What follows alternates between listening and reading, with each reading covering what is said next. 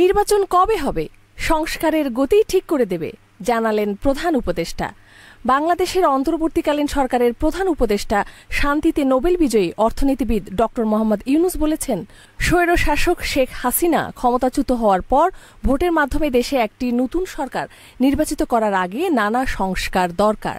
তাই আমরা মনে করি সংস্কারের গতি ঠিক করে দেবে নির্বাচন কত দ্রুত হবে।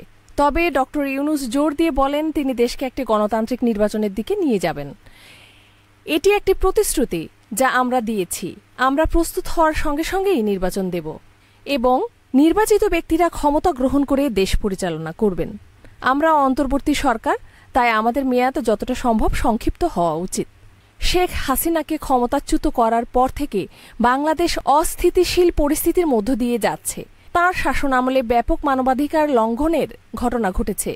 এর মধ্যে তাঁর রাজনৈতিক বিরোধীদের গণগ্রেপ্তার এবং বহু মানুষ বিচার বহির্ভূত হত্যার শিকার হয়েছে। তিনি বলেন, যে কোনো সরকারই স্থিতিশীলতার বিষয়টি নিয়ে উদ্বিগ্ন থাকবেন। আমরা উদ্বিগ্ন। বিপ্লবের পর মাত্র ৩ মাস পেরিয়েছে। আশা করছি আমরা একটি সমাধান করতে পারব এবং শান্তিপূর্ণ আইন শৃঙ্খলা পরিস্থিতি দেখতে পারব। প্রায় ১৭ কোটি মানুষের দেশ বাংলাদেশ। দেশটি আর্থিকভাবে কঠিন পরিস্থিতির মধ্য দিয়ে যাচ্ছে। ব্যাংকগুলো ফাঁকা করে দিয়েছে, ব্যাংকের টাকার সংকট, এমনি হাজার সমস্যা রয়েছে। আমরা আস্তে আস্তে তা কাটিয়ে ওঠার চেষ্টা করছি। চলতি মাসের শুরুর দিকে ভারতীয় শিল্পগোষ্ঠী আদানি প্রায় ৮৫ কোটি মার্কিন ডলার অপরিশোধিত বিল পরিশোধের দাবিতে বাংলাদেশে বিদ্যুৎ সরবরাহ অর্ধেক কমিয়ে দিয়েছে। ব্যাংকগুলো ফাঁকা করে দিয়েছে, ব্যাংকে টাকার সংকট, এমনি হাজার সমস্যা রয়েছে।